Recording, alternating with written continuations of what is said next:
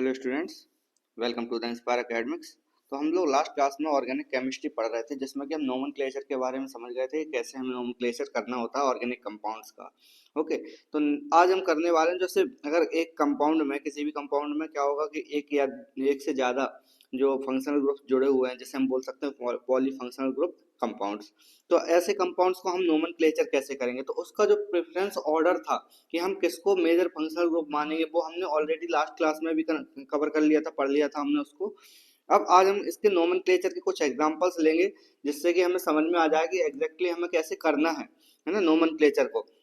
ये काफी इंपॉर्टेंट है और ये यहाँ से क्वेश्चंस भी आते हैं नोमेनक्लेचर से रिलेटेड। तो जैसे कि हमें पता है कि ये जो है ये कार्बोक्सिलिक एसिड है और ये OH, जैसे हम अगर बोले तो अल्कोहल है ना। अगर सिंपल एक जैसे एक ही फंक्शनल ग्रुप होता तो यहाँ पे हम अल्कोहल कंसीडर करते हैं इसको, और ये कार्बोक्सिलिक एसिड होता। बट यहाँ पे क्या है, दो फंक्शनल ग्रुप्स अटैच्ड हैं, तो इसमें से एक होगा मेजर फंक्शनल ग्रुप, जिसकी हम बोल सकते हैं रिएक्टिविटी ज्यादा होगी, यानी कि कार्बोक्सिलिक एसिड इन दोनों में से ज्यादा रिएक्टिविटी रखता है।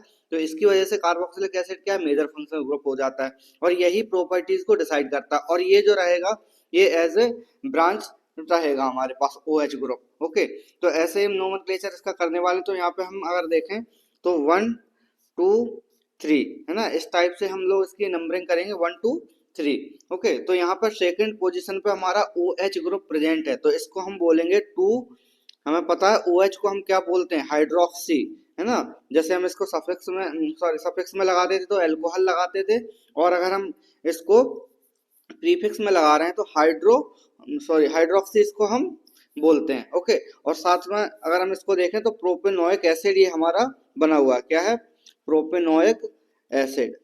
ये हम इसके नोमेनक्लेचर इस टाइप से कर सकते हैं, 2 हाइड्रोक्सी प्रोपेनोइक एसिड। नेक्स्ट हमारे पास है जिसमें कि एक तो NH2 ग्रुप जुड़ा हुआ है और एक OH ग्रुप जुड़ा हुआ है। तो अब हमें पता है इनमें रिएक्टिविटी में ये इसको हम OH ग्रुप को ज्यादा प्रेफरेंस देते हैं, क्योंकि इसका जो क्या है रिएक्टिविटी ज्यादा होती है।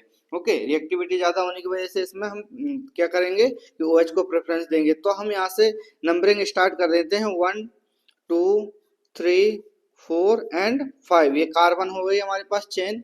अब इसमें थर्ड पोजीशन पे हमारा NH2 ग्रुप जुड़ा हुआ है ना। तो NH2 ग्रुप तो 3 हो जाएगा, ये अमीनो। ओके, 3 अमीनो और पेंटेन 2 ऑल।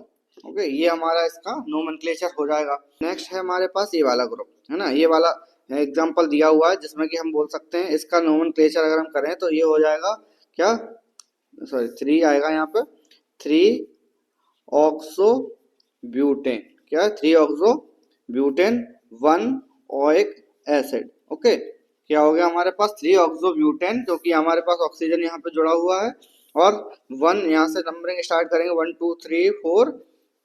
तो यहाँ हम देख सकते हैं थर्ड पोजीशन पे ऑक्सो ग्रुप है, तो और 4 कार्बन की चेन है, तो ये ब्यूटेन 1 ओइक एसिड हो जाएगा हमारा, है ना। अब नेक्स्ट हमारे पास है ये वाला ग्रुप जिसमें कि हम बोल सकते हैं इसका नाम हो जाएगा 2 मेथॉक्सी प्रोपेनल। ओके, क्या हो जाएगा, 2 मेथॉक्सी प्रोपेनल, क्योंकि ये क्या है 1 2 3 और ये मेथॉक्सी ग्रुप यहाँ पे जुड़ा हुआ, तो मेथॉक्सी 2 मेथॉक्सी और प्रोपेनल इसका नोमेनक्लेचर हो जाएगा। नेक्स्ट अगर हम बात करें नोमेनक्लेचर की, तो जैसे बेंजीन ग्रुप्स होते हैं या उसके डेरिवेटिव्स होते हैं, तो उसमें हम कैसे नोमेनक्लेचर कर सकते हैं, आइए समझते हैं इसको। कि सबसे पहले ये हमारा दिया हुआ है बेंजीन के साथ में CH3 मॉलिक्यूल जुड़ा हुआ है, तो ये क्या हो जाएगा हमारे पास, CH3 को हम बुलाते हैं मिथाइल। ओके, तो ये हो जाएगा मिथाइल, और लास्ट में बेंजीन। इसका एक और काफी फेमस नेम है जिसे हम बोलते हैं टोलुइन। ओके, इसे हम बोलते हैं टोलुइन। नेक्स्ट अगर हम देखें तो ये हो जाएगा हमारे पास अमीनो बेंजीन। ओके, क्या हो जाएगा, अमीनो बेंजीन। और नेक्स्ट इसका नाम हो सकता है aniline.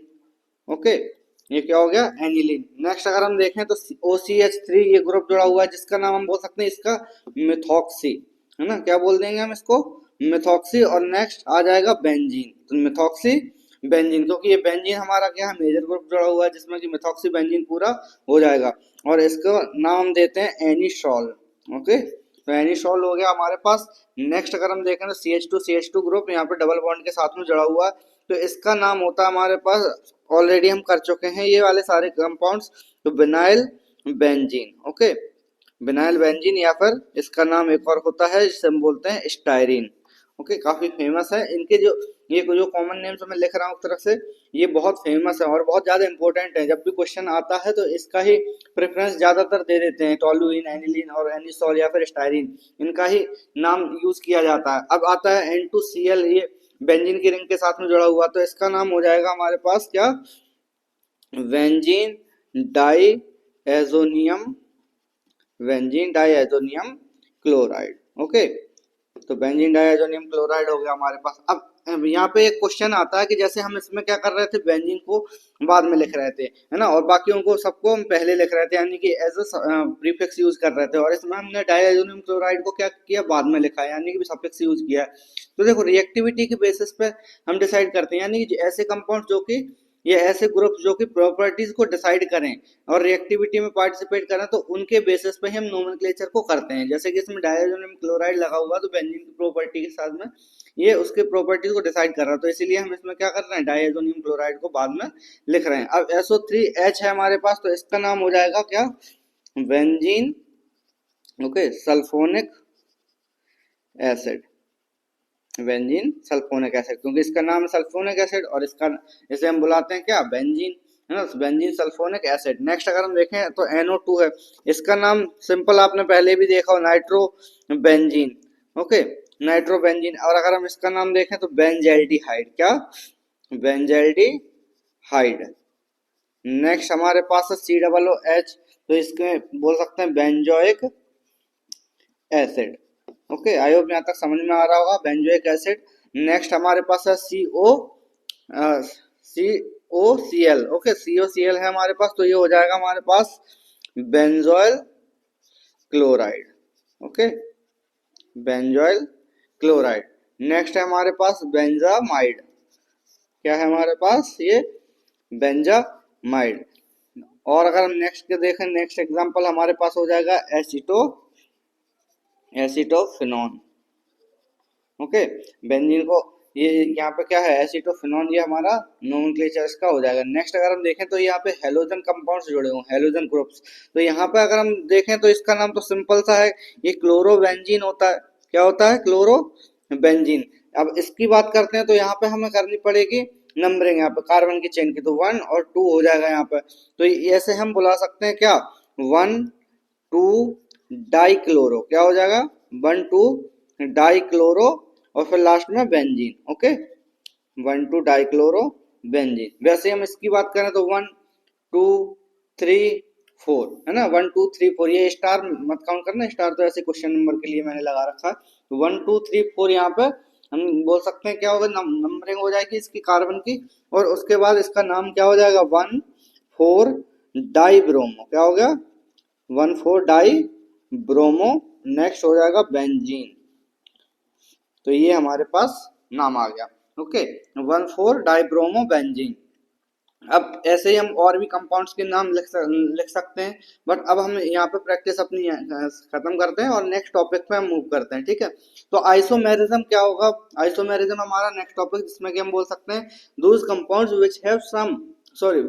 which have same molecular formula but differ from each other in their properties, and this phenomenon is called isomerism। यानी कि ऐसे कंपाउंड्स होते हैं कुछ जिनका मॉलिकुलर फॉर्मूला सेम होगा, है ना, मॉलिकुलर फॉर्मूला सेम होगा, बट इनमें क्या होगा, डिफरेंट प्रॉपर्टीज आ जाएंगी, है ना, on the different different basis, है ना, तो इसे हम क्या बोलते हैं, आइसोमेरिज्म। अब आइसोमेरिज्म क्या होगा, molecular formula same but properties different हो जाएंगी। ओके, तो अब इनको हम दो पार्ट्स में डिवाइड कर सकते हैं। सबसे पहला पार्ट अगर हम देखें तो आइसोमेरिज्म को स्ट्रक्चरल और स्टीरियो आइसोमेरिज्म, दो पार्ट्स में हम बोल सकते हैं, क्लासिफाई कर सकते हैं। तो आज हम जो कवर करने वाले हैं इस साइड से स्ट्रक्चरल आइसोमेरिज्म के कुछ पार्ट्स को करने वाले हैं। ओके, तो स्ट्रक्चरल आइसोमेरिज्म में क्या होगा, जैसे चेन आइसोमर्स हैं, है ना, या पोजिशनल आइसोमर्स हैं, फंक्शनल आइसोमर्स हैं, मेटामेरिज्म या टोटोमेरिज्म या रिंग चेन है।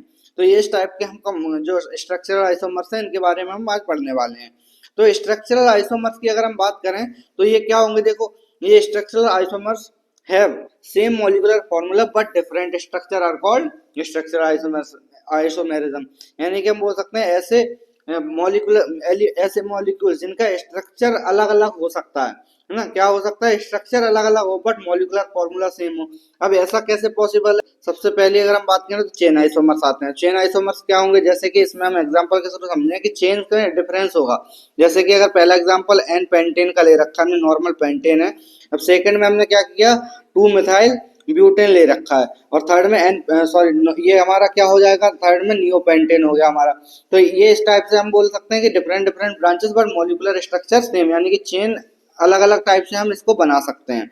नेक्स्ट अगर हम बात करें स्ट्रक्चरल आइसोमर्स की, तो पोजिशनल आइसोमर्स आते हैं। पोजिशन मतलब कि किसी भी एक मॉलिक्यूल या फंक्शनल ग्रुप की पोजीशन अलग होगी। ओके, जैसे कि positional isomers differs in the position of the multiple bonds और सब्स्टिट्यूएंट ऑफ और functional groups in the same carbon chain, यानी कि सेम कार्बन चेन में डिफरेंट पोजीशन पे अगर फंक्शनल ग्रुप जुड़ा हुआ है या डिफरेंट डबल बॉन्ड या ट्रिपल बॉन्ड जुड़ा हुआ है डिफरेंट पोजीशंस पे, तो उसे हम क्या बोलेंगे, पोजिशनल आइसोमर्स। फॉर एग्जांपल अगर हम देखें तो यहाँ पर CH3 CH double bond CH, यहाँ पे फिर से CH3, तो इसको हम इस टाइप से भी लिख सकते हैं, है ना, CH3 CH2 या CH, यहाँ फिर से CH डबल बॉन्ड CH2, ये हम इस टाइप से हम लिख सकते हैं, है ना। तो ये क्या हो जाएगा हमारे पास, पोजिशनल आइसोमर्स, यानी कि डबल बॉन्ड की जो पोजीशन है इसमें, ओके, तो ये डिफरेंट है। ओके, इसमें क्या है, सेकंड पोजीशन पे डबल बॉन्ड आ रहा है और यहाँ पे फर्स्ट पोजीशन पे डबल बॉन्ड आ रहा है। फॉर एग्जांपल एक और हम इसका एग्जांपल ले सकते हैं, CH3 CH2 और OH, यहाँ पे फर्स्ट कार्बन के साथ में क्या जुड़ा हुआ है, और OH ग्रुप, यानी कि एल्कोहल ग्रुप। बट यहाँ पे अगर हम देखें नेक्स्ट में, तो हम इसको इस टाइप से भी बना सकते हैं, इसमें सेकेंडरी एल्कोहल बन गया हमारा, है ना। तो ये हमारे पास क्या हो जाएंगे, पोजिशनल आइसोमर्स, जिसमें कि फंक्शनल ग्रुप की जो पोजीशन होगी वो चेंज होगी, डिफरेंट होगी, है ना। नेक्स्ट है हमारे पास फंक्शनल आइसोमर्स। तो फंक्शनल आइसोमर्स में क्या होगा, देखो functional isomers have same molecular formula but different functional groups, यानी कि अलग अलग डिफरेंट फंक्शनल ग्रुप्स हो सकते हैं। अभी क्या था हमारे पास फंक्शनल ग्रुप्स की हम लोग पोजीशन चेंज कर रहे थे, बट इसमें क्या हो रहा है फंक्शनल आइसोमर्स में, ये फंक्शनल ग्रुप चेंज हो रहा है, बट जो हमारा क्या रहेगा, ओवरऑल मॉलिक्यूलर फॉर्मूला है वो सेम ही रहने वाला है। जैसे एग्जांपल के थ्रू हम समझे, ये एक आता है एल्कोहल, है ना, एल्कोहल को हम ईथर से कन्वर्ट कर सकते हैं। कैसे, देखो यहाँ पे अगर हम एग्जांपल लें तो CH3 CH2 और OH, है ना, इसको हम कैसे कर सकते हैं कन्वर्ट, यहाँ पे CH3O और यहाँ पे फिर से CH3, तो ये हो गया हमारे पास पहले वाले में एल्कोहल और ये सेकंड वाला जो है हमारा वो ईथर है ना। तो इस टाइप से हम इसको समझ सकते हैं। सेकंड अगर हम बात करें एग्जांपल की, तो CH3 CH2 CHO, ओके, इसको हम किस में कन्वर्ट कर रहे हैं, CH3 C double bond O and CH3, यानी कि यहाँ पे हम क्या कर रहे हैं, जो एल्डिहाइड ग्रुप है, एल्डिहाइड ग्रुप को हम कीटोन ग्रुप में कन्वर्ट कर रहे हैं। सेकंड एग्जांपल हो गया, फर्स्ट एग्जांपल, सेकंड एग्जांपल। अब लेते हैं नेक्स्ट एग्जांपल हमारे पास थर्ड, जिसमें कि हम कार्बोक्सिलिक एसिड को एस्टर में कन्वर्ट कर सकते हैं, है ना, जैसे कि CH3 CH2 और COOH। हम ये कन्वर्ट करने की बात हम सिर्फ आइसोमेरिज्म के बेसिस पर कर रहे हैं, वैसा नहीं कि रिएक्शन से हम कन्वर्ट कर रहे हैं ना। यहाँ पर सेम मॉलिक्यूलर फॉर्मूला है बट स्ट्रक्चर डिफरेंट होने की वजह से यहाँ पे क्या है, स्ट्रक्चरल आइसोमर्स है, बट इसमें भी एक पार्ट है जो कि फंक्शनल आइसोमर्स, जिसमें कि हम देख सकते हैं कि इसमें फंक्शनल ग्रुप जो हमारा है क्या, कार्बोक्सिलिक एसिड, बट सेकंड वाले में क्या देखने को मिल रहा है, एस्टर है ना। और अगर हम नेक्स्ट एग्जांपल की बात करें तो यहाँ पे हम ऐसे ले सकते हैं, जैसे साइनाइड होता है ना, साइनाइड और आइसोसाइनाइड, ये दो डिफरेंट ग्रुप्स होते हैं और ये क्या करते हैं, दोनों की ही प्रॉपर्टीज डिफरेंट होती हैं। यहाँ पे CH3 CH2 और ये NC, ये हो सकता है ना। तो यहाँ पे हम ये देखने को मिल सकता है हमें, तो ये हो जाएगा हमारा। ओके, नेक्स्ट अगर हम बात करें तो है मेटामेरिज्म। मेटामेरिज्म क्या होगा, देखो it occurs due to the presence of different alkyl groups attach to same divalent functional group और एटम, यानी कि हमारे पास कैसे क्या हो जाएगा मेटामेरिज्म, जो कि डिफरेंट एल्काइल ग्रुप्स अटैच होंगे, है ना, एल्काइल ग्रुप्स अटैच होंगे डिफरेंट डिफरेंट, ओके, और सम डाइवेलेंट फंक्शनल ग्रुप्स और एटम्स के पास। जैसे कि एग्जांपल जो ईथर होगा, अमीन होगा या फिर कीटोन होगा, है ना। जैसे कि अगर हम बात करें एग्जांपल्स की, तो एग्जांपल्स हम क्या ले सकते हैं, पहला C2H5O, यहाँ पर C2H5, ओके, इसको हम किस में कन्वर्ट कर सकते हैं, C3H7O और ये हो जाएगा CH3, ओके। तो ये हो गया हमारा मेटामेरिज्म। कैसे, हमने ऑक्सीजन की जो पोजीशन है यहाँ पे दो कार्बन के बीच में से यहाँ पे 3 1 के बीच में हो गई है, ओके, तो ऐसे हम बोल सकते हैं जो ईथर है हमारा वो क्या हो जाएगा, डिफरेंट हो जाएगा, और इससे जिसकी वजह से प्रॉपर्टीज में चेंज देखने को हमें मिलेगा। फॉर एग्जांपल अगर हम नेक्स्ट देखें तो C3H7O और यहाँ पे C3H7, इसको भी हम कन्वर्ट कर सकते हैं C2H5O एंड C4H9, ये हमारा एग्जांपल हो सकता है। नेक्स्ट एग्जांपल अगर हम देखें तो अमीन का ले लेते हैं C2H5NH एंड C2H5, और यहाँ अगर हम नेक्स्ट देखें तो क्या हो सकता है हमारा, CH3 और यहाँ पे NH और नेक्स्ट C3H7, ये एग्जांपल्स हम इसमें ले सकते हैं। ओके, तो ये सारे एग्जांपल्स हो गए हमारे पास किसके, मेटामेरिज्म के। ओके, नेक्स्ट आता है हमारा टोटोमेरिज्म। तो टोटोमेरिज्म क्या होगा, देखो it is due to the migration of hydrogen atom. Hydrogen atom migrate करता है, इसमें जैसे जो मोबाइल एच एटम होगा, यानी कि एक जगह से दूसरी जगह पे जाने के लिए मूवेबल हो, तो उसे हम क्या बोल रहे हैं, मोबाइल एच एटम। तो माइग्रेशन कर सके H atom between carbon and polyvalent atoms of functional groups with in same molecules, यानी कि सेम मॉलिक्यूल्स के साथ में, but functional group same molecules के साथ में एक दूसरे को मतलब फंक्शनल ग्रुप में चेंज कर दे, है ना, टोटोमेरिज्म क्या होगा। एग्जांपल से हम समझेंगे तो ज्यादा अच्छे से समझ में आएगा हमें। तो CH3 यहाँ पे, और ये O, और इसके साथ साथ CH3C डबल बॉन्ड CH2 यहाँ पे, और ये OH, यानी कि इसमें हमें क्या देखने को मिल रहा है, अगर हम इसको देखें तो ये जो हाइड्रोजन है CH3 वाला, ये OH पे जाके ये पहुंच रहा है, और ये डबल बॉन्ड है वो यहाँ पे आ रहा है। तो ये हम बोल सकते हैं क्या हो रहा है, टोटोमेरिज्म देखने को मिल रहा है, यानी कि हाइड्रोजन बॉन्ड, हाइड्रोजन जो एटम है उसकी शिफ्टिंग देखने को मिल रही है, यानी कि CH3 से ये CH2 रह गया, और यहाँ पे जब ऑक्सीजन ने डबल बॉन्ड बना रखा था कार्बन के साथ में, वो एक बॉन्ड शिफ्ट हो गया, और ये कार्बन कार्बन के बीच में डबल बॉन्ड बन गया, तो इसकी प्रॉपर्टीज हैं वो डिफरेंट हो जाएंगे।